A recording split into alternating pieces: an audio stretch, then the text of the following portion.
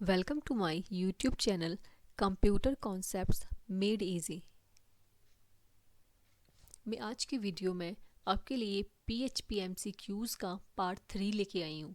इससे पहले मेरा पार्ट 2 और 1 आ चुके हैं, जिसमें मैंने आपको अप्रॉक्स 55 क्वेश्चंस अराउंड कंप्लीट आपके हो चुके हैं, राइट।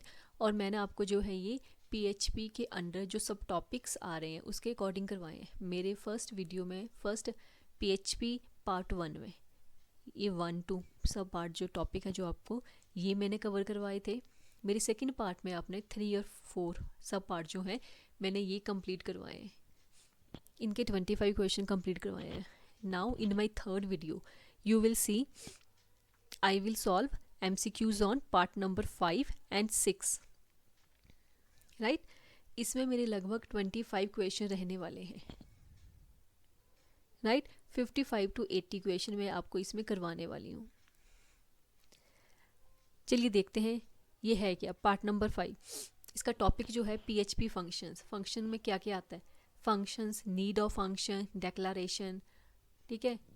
नेक्स्ट है call by value, call by reference, calling a function क्यों करते हैं कॉलम फंक्शन को, एरेज क्या है, स्ट्रिंग्स, रेगुलर एक्सप्रेशंस क्या है, ये सब।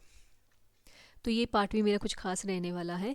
आप टिल द एंड तक वीडियो को वॉच करिए। और जिसने मेरे चैनल को अभी तक लाइक और शेयर सब्सक्राइब नहीं किया है वो काइंडली रिक्वेस्ट है कि आप सब्सक्राइब जरूर करें मेरे चैनल को। Let's start the video. First part मेरा रहने वाला है PHP फंक्शंस के ऊपर। अब फंक्शंस होता क्या है, ठीक है। फंक्शंस प्री बिल्ट भी होते हैं और हम डिफ़ाइन भी करते हैं फंक्शन को। फंक्शन हम क्यों डिफ़ाइन करते हैं? मीन्स जब हम एक बार कोई फंक्शन बना देते हैं उसको हम किसी भी प्रोग्राम में, कोड में कहीं भी यूज़ कर सकते हैं। हमें बार बार फंक्शन लिखने की नीड नहीं पड़ेगी। मतलब फंक्शन जो है आपके रीयूजिबिलिटी के काम आते हैं। किसके काम आते हैं? रीयूज़। मतलब बार बार फंक्शन लिखने में आपका टाइम वेस्ट नहीं होगा। तो फंक्शन क्या है? रीयूजिबिलिटी बढ़ाते हैं। हर प्रोग्रामिंग लैंग्वेज में फंक्शंस होते ही होते हैं, राइट। तो हमारा क्वेश्चन नंबर 56 है, which keyword is use to declare a user defined function in PHP। User defined function कोई हमने लिखना है, ठीक है। तो उसके लिए कौन सा कीवर्ड यूज़ किया जाता है फंक्शन को डिफाइन करने के लिए, हमें पता लग जाए कि ये फंक्शन है, राइट। तो ऑप्शन आपके रहेंगे, option number A define, option number B function, option number C def, option number D FUNC। तो आपका आंसर है फंक्शन। हम फंक्शन को जो है फंक्शन नाम का कीवर्ड ही होता है, उसके साथ ही हम इसको लिखते हैं। आइए एक्सप्लेनेशन रीड कर लेते हैं। In PHP user defined functions are always declared using the keyword function. Function keyword ही यूज़ किया जाता है। Followed by the function name and parenthesis. कोई भी फंक्शन आपने बनाया है, मान लो आपने ऐड करना है तो आप ऐड लिख दोगे, ऐड नाम का फंक्शन बना देंगे, ठीक है। और साथ में क्या लिखा है कि फंक्शन का नाम लिखेंगे और उसकी फॉलोड बाय मतलब उसके साथ साथ क्या चलेगा कि नेम, फंक्शन का नेम हमने दे दिया है और साथ में हम लिखेंगे पैरेंथेसिस मतलब उसकी ब्रैकेट, राउंडेड ब्रैकेट में, ठीक है। फंक्शन बनाएंगे उसके पैरेंथेसिस में क्या देंगे, फंक्शन का नाम दे देंगे, राइट। जैसे मैंने फंक्शन क्या लिखना है, डिफाइन के साथ मैं ऐड करूँगी, क्या लिखूँगी, डिफाइन। जहाँ मैंने डिफाइन लिख दिया है इट मीन्स ये क्या है, यूज़र डिफाइंड फंक्शन है। Next question, question number 57, what is a primary reason और need for using a functions in programming. Programming में हमें इसकी नीड, ज़रूरत क्यों थी और क्या कारण था फंक्शंस को लाने का। Option number A to increase the file size of the script. Script की जो फाइल साइज है उसको इंक्रीज करना।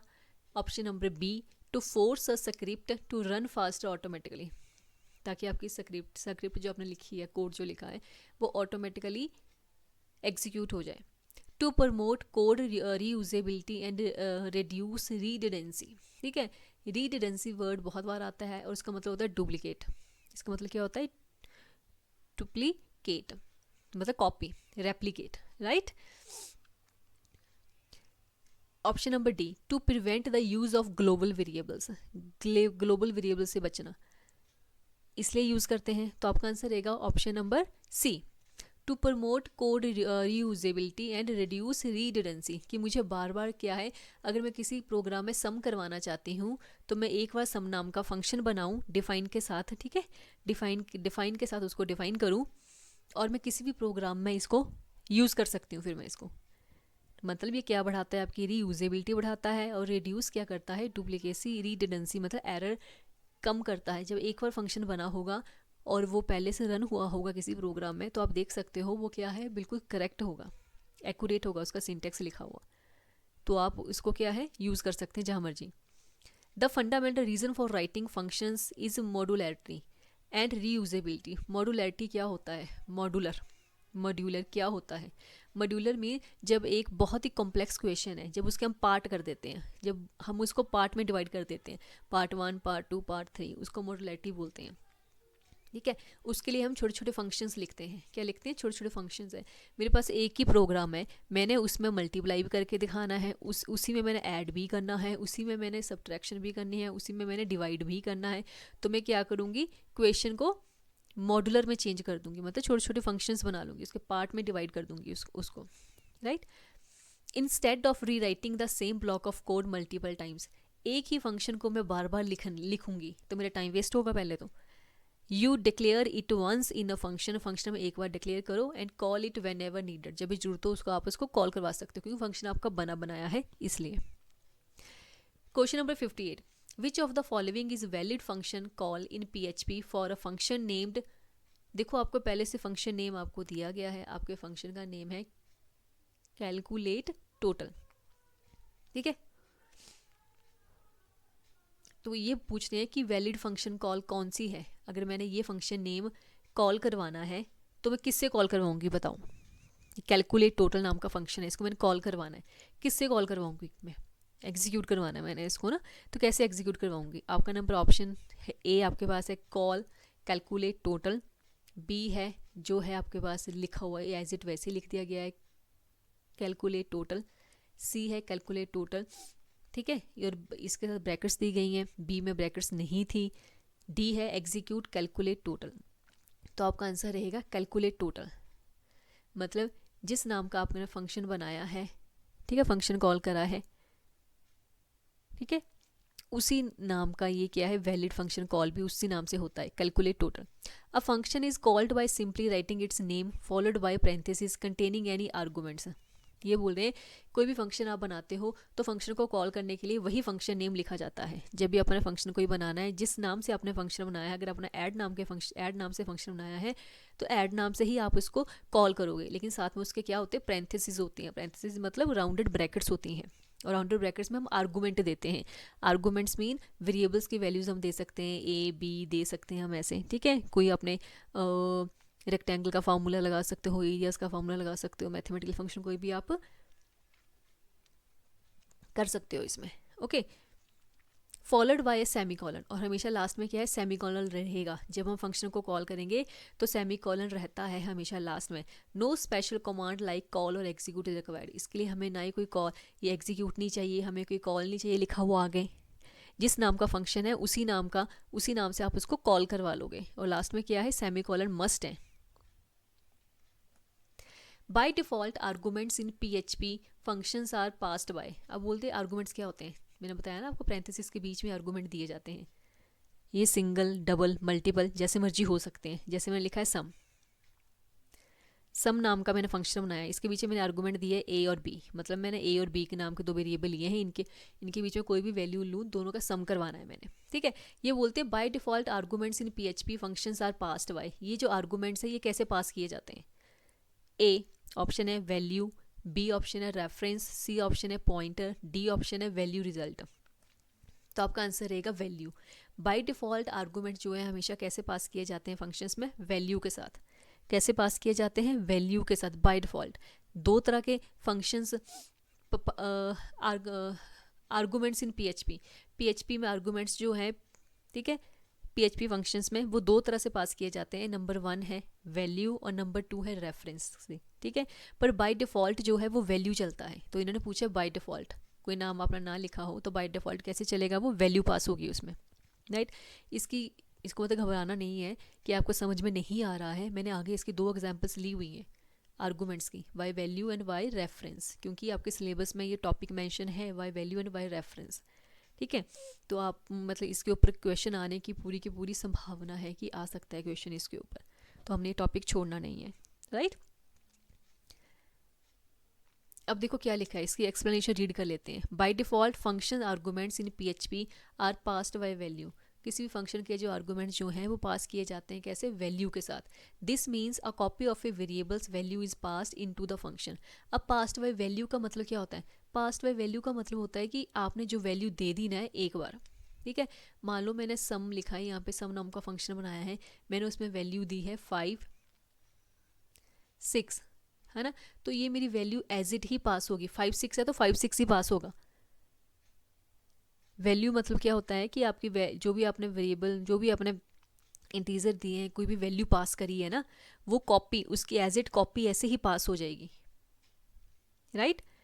This means copy of A variables value, जो भी वेरिएबल्स की आपने वैल्यू दी होगी, आपने ए की जगह पे 5 लिखा है, बी की जगह पे 6 लिखा है, तो उन वेरिएबल्स की वैल्यू की कॉपी पास होगी आगे, ठीक है। And changes made inside the function don't affect the original variable outside it. मतलब जो आपने कैसे बताऊँ मैं आपको, जो आपने एक बार वैल्यू दे दी है वो वैल्यू ही कॉपी होगी, ठीक है। अगर आपने कहीं और भी कोई वैल्यू मेंशन की है तो उसके ऊपर जो है कोई इफेक्ट नहीं पड़ेगा इस चीज़ का। ये आपको एग्जाम्पल के साथ पता लगेगा आगे। अब question number 60, which operator is prepended to a function arguments declaration to pass by its reference. जब हमने कोई आर्गूमेंट रेफरेंस के थ्रू पास किया है, ठीक है, तो हम कौन सा ऑपरेटर यूज़ करते हैं।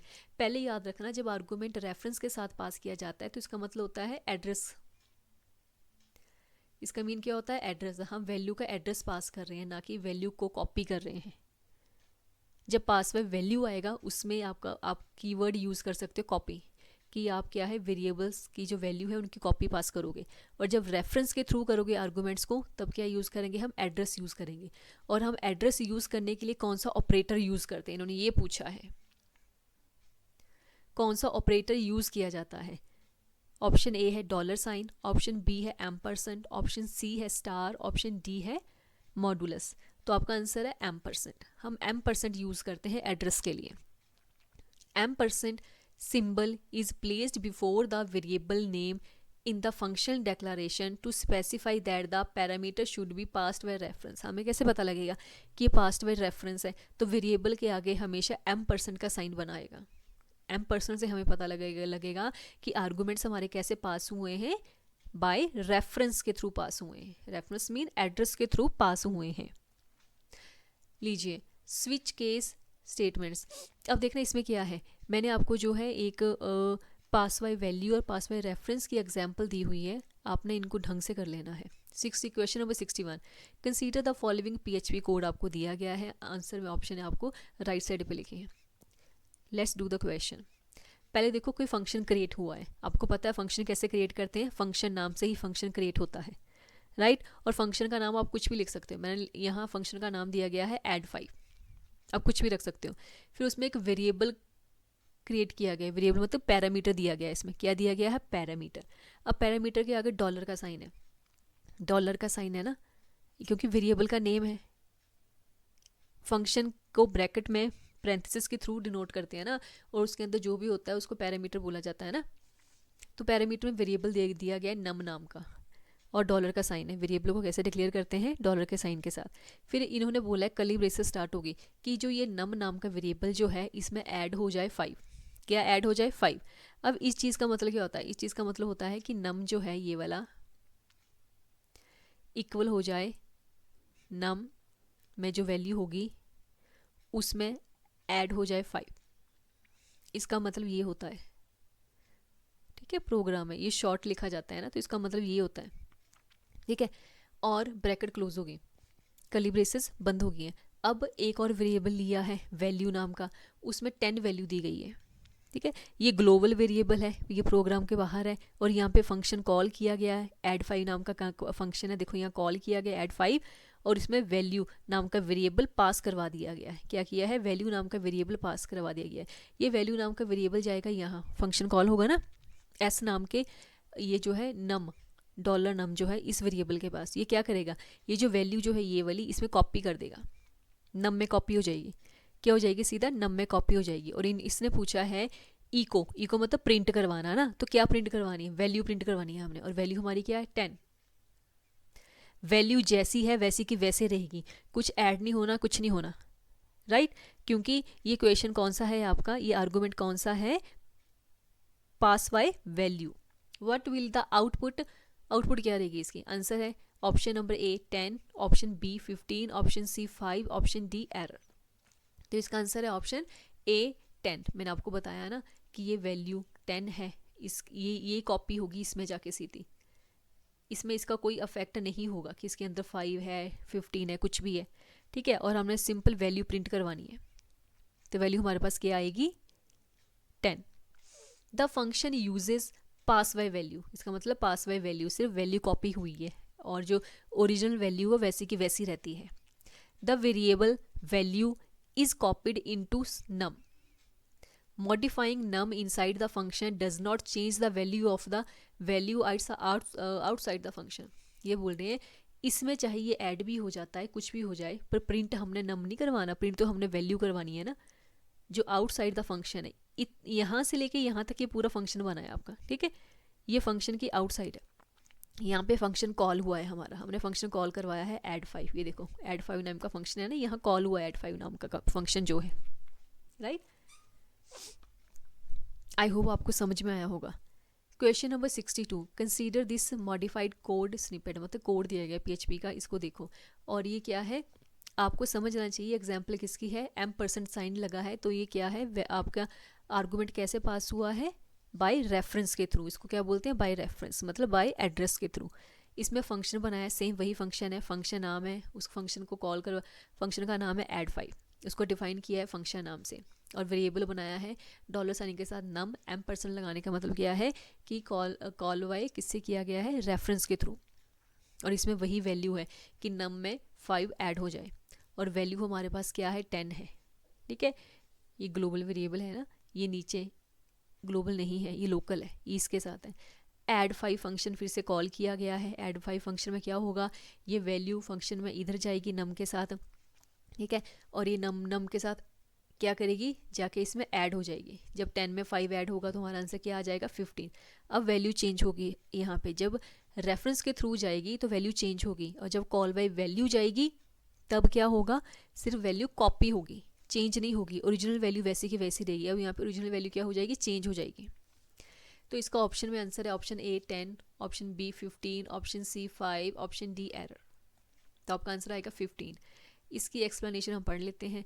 Because the function declaration uses M% num, the arguments is passed by reference, ठीक है। Any modification to num inside the function directly updates the value in the global scope. जो भी यहाँ पे चेंजेस आएगा वो डायरेक्टली यहाँ चेंज कर देगा वो आंसर में भी सीधा, right. Let's do the next question. Question number 63, which statement about PHP function names is true. PHP का फंक्शन जो बनाना है वो फंक्शन नाम से बनाना है ना आपने, उसके बारे में क्या ट्रू है। Function names are case sensitive होते हैं, कहते function names are case sensitive, insensitive मतलब नहीं होते हैं। Functions names must always start with upper case letter से स्टार्ट होते हैं, कैपिटल लेटर से स्टार्ट होते हैं। Function names can not contain underscores, function names में कभी भी अंडरस्कोर नहीं आता है। ट्रू कौन सा है कि फंक्शन नेम्स केस सेंसिटिव होते हैं, मतलब छोटे और कैपिटल स्मॉल लेटर में फ़र्क होता है। Unlike variables user defined functions, names in PHP are case insensitive, मतलब क्या होते हैं, फंक्शन नेम में भी फ़र्क होता है। जैसे calling my function this and my function, ये अलग होगा, ये अलग होगा, ये माई फंक्शन ये अलग होगा, will be invoke the same function. Okay, क्या बोला गया है कि इनसेंसिटिव होते हैं। इनसेंसिटिव का मीन कोई फ़र्क नहीं पड़ता है, अपर केस में लिखो या लोअर केस में लिखो, फंक्शन में कोई फ़र्क नहीं पड़ता है।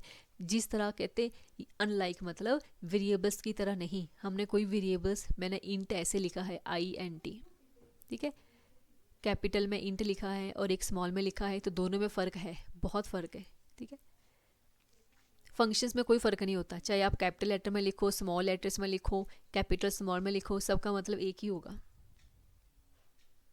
आपने माई फंक्शन को देखो यहाँ कैसे लिखा है, सेकंड में सारे कैपिटल लेटर्स लिखे हैं, थर्ड में एक कैपिटल है एक स्मॉल है, तब भी कोई फ़र्क नहीं पड़ता, मतलब केस इनसेंसिटिव है ये, इनको केस मतलब अपर हो या लोअर हो कोई फ़र्क नहीं पड़ता।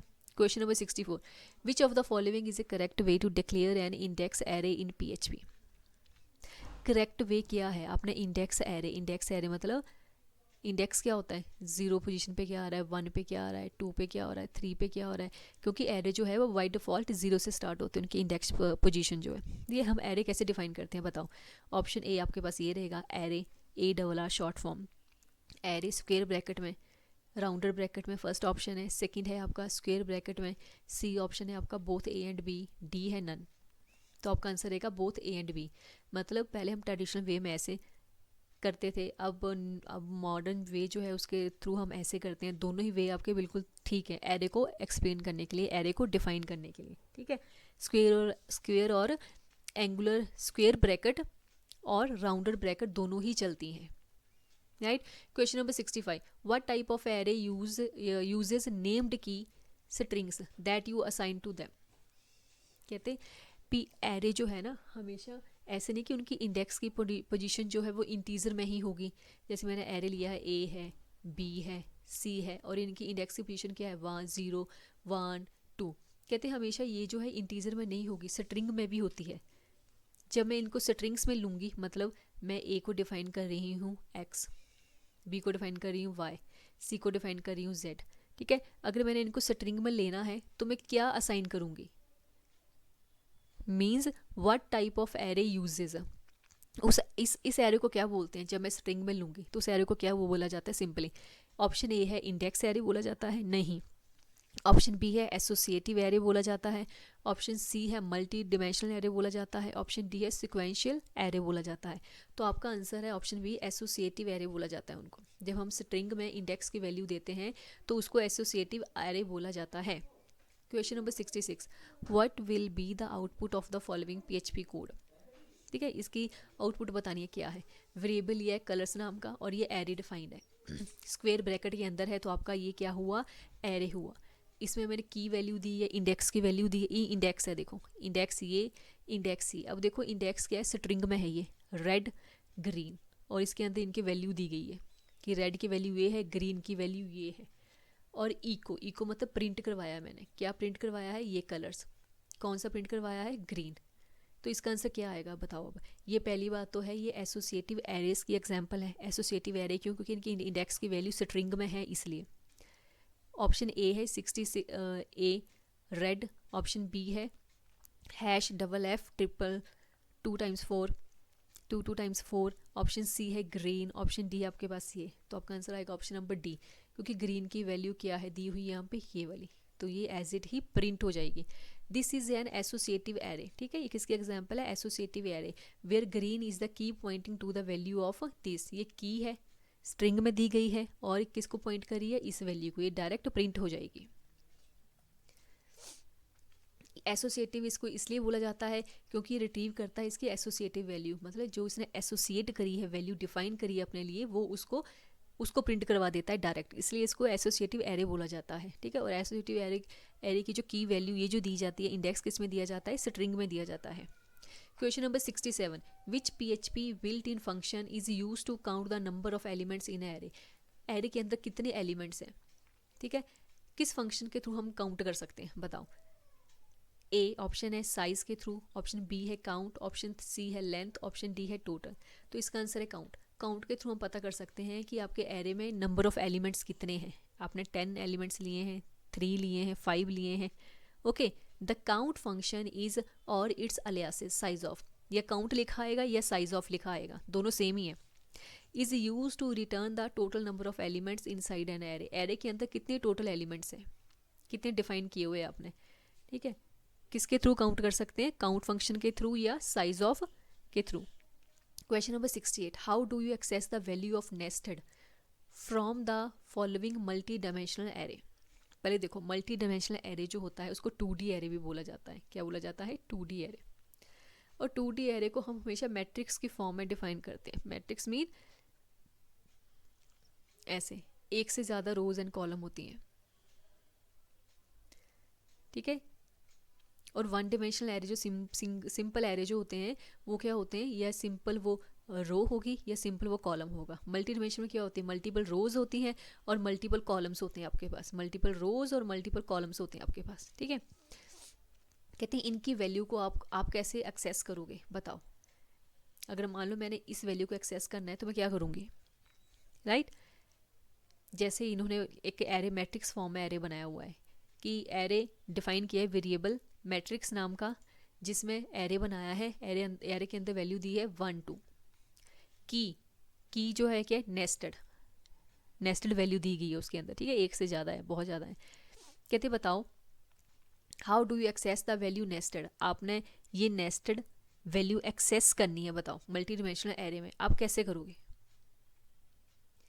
ठीक है। ऑप्शन ए है आपके पास, मैट्रिक्स में आप 1 लिखोगे, की लिखोगे, मैट्रिक्स में आप 0 डिफाइन करोगे, फिर की लिखोगे, मैट्रिक्स में की लिखोगे, फिर 1 लिखोगे, मैट्रिक्स में 1 और 0 लिखोगे। तो इसका आंसर आएगा पहला, मैट्रिक्स में 1 लिखोगे, 1 की वैल्यू आएगी की, ये 1 है और 1 की वैल्यू है की, 2 की वैल्यू तो इन्होंने डिफाइन ही नहीं की हुई है ना, तो 1 की वैल्यू है पहले, 1 में नेस्टेड आ जाएगा। The matrix 1 targets the second inner array and they then key targets the associative array inside the inner array to get nested, ठीक है। कहते 1 जो है ये इनर एरे का डिफाइन करता है, इनर एरे। इनर एरे के लिए हम क्या यूज़ करते हैं, मैट्रिक्स फॉर्म में एरे यूज़ करते हैं, right. Next question 69, which function removes the last element from N array, array में से आपने कोई लास्ट एलिमेंट रिमूव करना है, उसके लिए कौन सा फंक्शन यूज़ किया जाता है। ऑप्शन नंबर ए है array shift, array unshift, array pop, array push. तो इसके लिए फंक्शन रहेगा एरे पॉप नाम का। पॉप और पुश होता है इंसर्ट करना और पॉप होता है निकालना, डिलीट करना। एरे पॉप या pops and removes the last element of the end of an array, ठीक है। Array shift remove an element from the beginning. अगर आपने स्टार्टिंग से दोनों फंक्शन याद करके रखना, एरे पॉप से लास्ट एलिमेंट जाता है, एंड वाला एलिमेंट डिलीट होता है, निकलता है, और एरे शिफ्ट क्या करता है, स्टार्टिंग वाला, इससे क्या होता है, स्टार्टिंग वाला एरे एलिमेंट डिलीट होता है, फर्स्ट वाला, इससे फर्स्ट वाला होगा और इससे एंडिंग वाला होगा। Question number 70, which operator is use for string concatenation in PHP। PHP में मैंने 2 स्ट्रिंग्स को ऐड करना है, मैंने S में ऐड करना है P, ठीक है। ये दोनों स्ट्रिंग्स हैं मेरी, क्या है, दोनों स्ट्रिंग्स हैं, तो मैं कौन सा ऑपरेटर यूज़ करूँगी, ऐड, डॉट, एम्परसेंट और कॉमा। तो इसके लिए आपको पता है डॉट ऑपरेटर यूज़ किया जाता है। PHP क्या यूज़ करती है, डॉट ऑपरेटर। और जब न्यूमेरिक एडिशन करनी है तो हम सिंपल ऐड करते हैं। मैंने 4 में 0 प्लस करना है तो मैं प्लस क्या करूँगी, सिंपल ऐड का करूँगी। अगर मैंने कोई वैल्यू स्ट्रिंग में लेनी है तो मैं डॉट ऑपरेटर यूज़ करूँगी। 71, what is the difference between single quote strings and double quote strings in PHP। PHP में सिंगल में लिखो, डबल में लिखो स्ट्रिंग को, इसका मतलब क्या है। Option A, single quoted strings parse variables, double quoted strings don't. Double quoted strings parse variables, escape sequences, single quotes strings don't. Double quoted strings are much faster to execute than single quoted strings. There is no functional difference between them. आपका answer रहेगा option number B, double quoted strings parse variables and escape sequences, single quoted strings don't. अब ये बोल रहे हैं कि जो double quote strings जो होते हैं, evaluate embedded variables and special character escape sequences like ये वाले \n। स्पेशल कैरेक्टर जो होते हैं, सीक्वेंसेस जो होते हैं, वो डबल कोटेड में पहले से इनबिल्ट होते हैं, एम्बेड होते हैं मतलब। While single quoted strings interpret the content almost entirely literally. जबकि सिंगल कोटेड स्ट्रिंग्स में ऐसा कुछ भी नहीं होता है, right. Question number 72, what will be the output of the following code की आउटपुट क्या रहेगी कि एक वेरिएबल है नेम, उसके अंदर स्ट्रिंग ली हुई है सैम नाम की और मैंने प्रिंट करवाना है हेलो वेरिएबल नेम, ठीक है, स्ट्रिंग के अंदर प्रिंट करवाना है। तो इसका क्या, इसकी आउटपुट क्या आएगी, hello Sam, hello dollar name, hello error. तो इसका आंसर आएगा B, option B, hello name, right.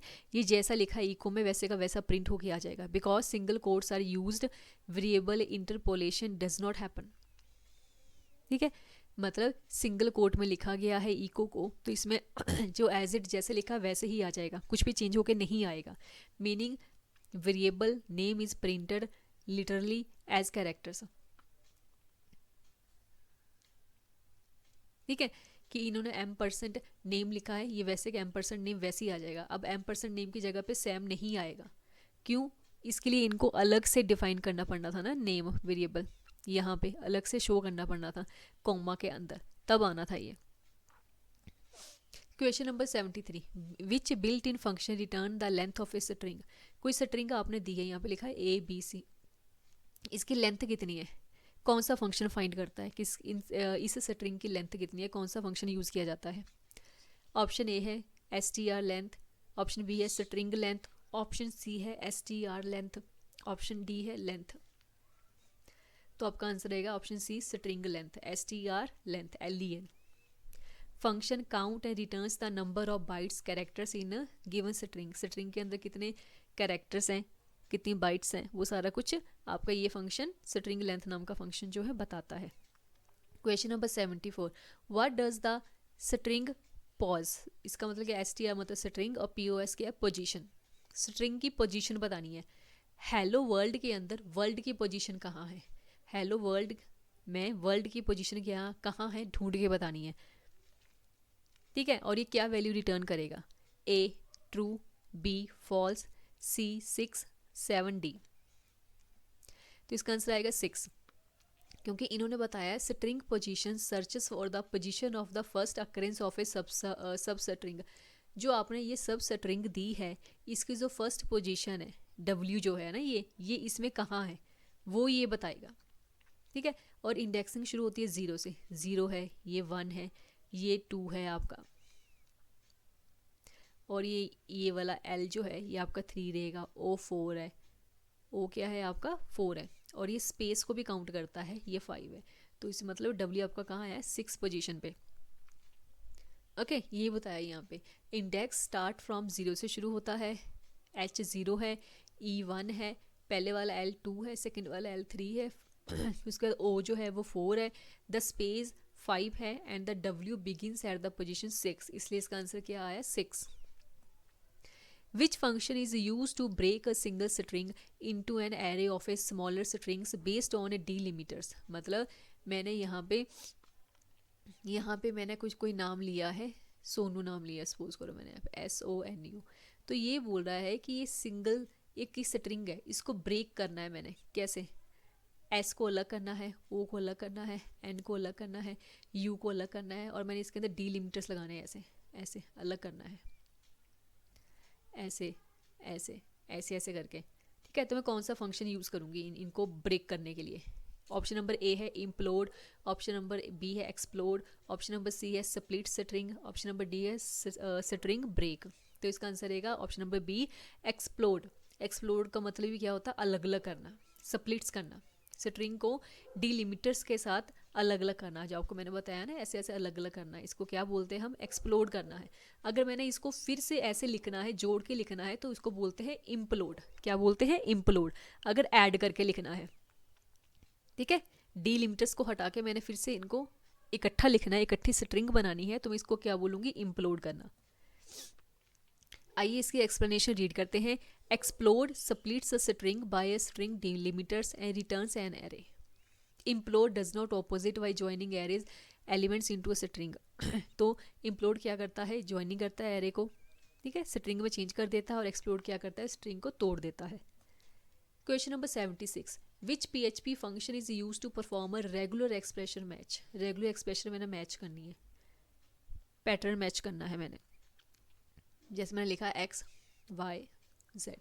Pattern match क्या होता है, X Y Z।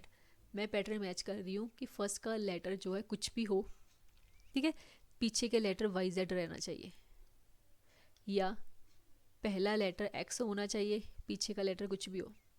ठीक है, मैंने स्ट्रिंग मैच करनी है। तो PHP फंक्शन कौन सा यूज़ होता है उसमें, preg match, string match, regex match, match preg. तो आपका आंसर रहेगा प्रेग मैच। ठीक है, प्रेग मैच को वैसे तो PCRE बोला जाता है, मतलब Perl compatible regular expression.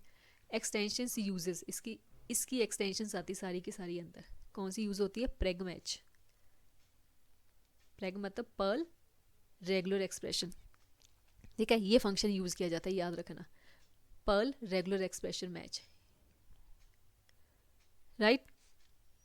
Pattern matching के लिए यूज़ किया जाता है। Question number 77, regular expression pattern in PHP functions must be enclosed with in.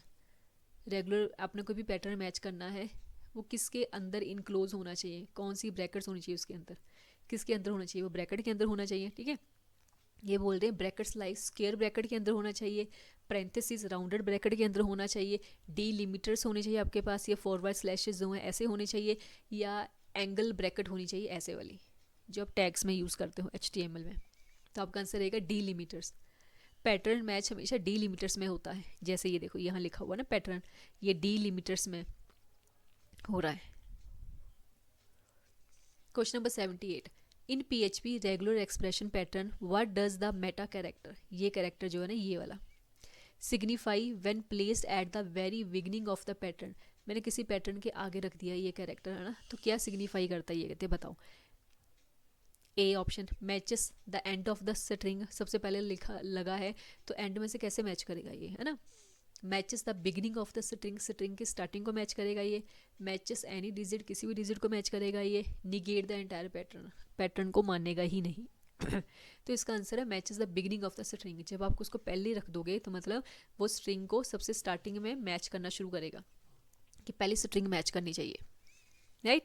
इसको एंकर एजर्ट बोला जाता है। That match must occur at the start of the sub string, के आगे वाला हिस्सा मैच करना चाहिए, राइट। जैसे हमने लिखा है inside character class like ABC, it means negation. अगर मैं इसको ऐसे लिख देती हूँ ना, इसका मतलब निगेशन साइन है। But at the start of the pattern the anchor matches the string beginning, ठीक है। पर हम इस प्रोग्रामिंग में देखें ना PHP में, तो इसका मतलब ये होता है कि स्टार्ट पैटर्न को स्टार्ट से मैच करना शुरू करेगा ये। Question number 79, which function is use to search for a pattern in a string, replace it with a replacement string.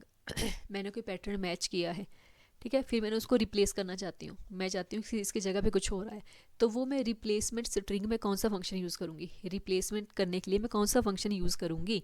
Option number A है प्रेग मैच ऑल, ऑप्शन बी है प्रेग replace, option C है string replace रेगेस, option D है regex change. तो आपका answer रहेगा प्रेग replace, replace नाम का option है, ठीक है। और प्रेग क्या है आपका? पर्ल रेगुलर एक्सप्रेशन है, पैटर्न मैचिंग के लिए होती है ये, ठीक है। अब ये रिप्लेस नाम का फंक्शन क्या करता है? Scan a string for matches to a regular expression pattern and replaces them with the specified replacement string. आपने जो भी स्ट्रिंग चेंज करनी है पहले पैटर्न मैच करेगा, मैच करने के बाद आपने जिस सब स्ट्रिंग को चेंज करना है वो रिप्लेसमेंट फंक्शन जो है वो चेंज कर देगा। Question number 80, what will preg match. अब देखो इसकी एग्जांपल आपको दी गई है, ये प्रेग मैच नाम का फंक्शन है। अब मैच क्या करना है, देखो ये इनपुट है और ये इसकी आउटपुट है। ये बोल रहे हैं ये डिलिमिटर्स के अंदर पैटर्न को रखा जाता है हमेशा, और एंगुलर ब्रैकेट है ये, ठीक है। इन्होंने बोला है स्क्वायर ब्रैकेट है ये, 0 to 9 के बीच में डिजिट है, मैच करने हैं। और मैच करने के लिए हमें इनपुट दी गई है PHP 8.2। अब 8.2 देखो नंबर जो है 0 to 9 के बीच में एग्जिट करते हैं, हाँ करते हैं। 0 to 9 के बीच में 8 भी आता है और 2 भी आता है, ठीक है। तो ये क्या रिटर्न करेगा? 0, 1, ट्रू या फॉल्स। तो इसका आंसर आता 1। Preg match return 1 if match for the pattern is found. इसके लिए अगर मैच फाउंड हो जाती है तो क्या करेगा वो? 1। नहीं होती है तो क्या करेगा? 0 रिटर्न करेगा। And 0 if it is a not, since the string PHP 8.2 contains digit 8 and 2, अब मैच इज़ फाउंड रिटर्निंग 1, ठीक है। इसकी मैच जो वो फाउंड होगी है 8 भी होता है और 2 भी होता है इसके अंदर, तो क्या है, क्या रिटर्न करेगा ये? 1। तो इसी के साथ मेरा आज का सेशन जो है वो ख़त्म होता है। MCQs पार्ट 3 कंप्लीट हो गया है। अगर आपको मेरा ये चैनल मेरा ये पार्ट जो है PHP का हेल्पफुल लगा हो तो आप मेरी वीडियोस को, मेरे चैनल को पहले तो सब्सक्राइब करो, ताकि मैं आपके लिए और वीडियोस बना के लेके आऊँ ना, ठीक है। और मेरे चैनल को लाइक भी करो, शेयर भी करो, और सब्सक्रिप्शन तो बहुत ही ज़रूरी है for motivation and for good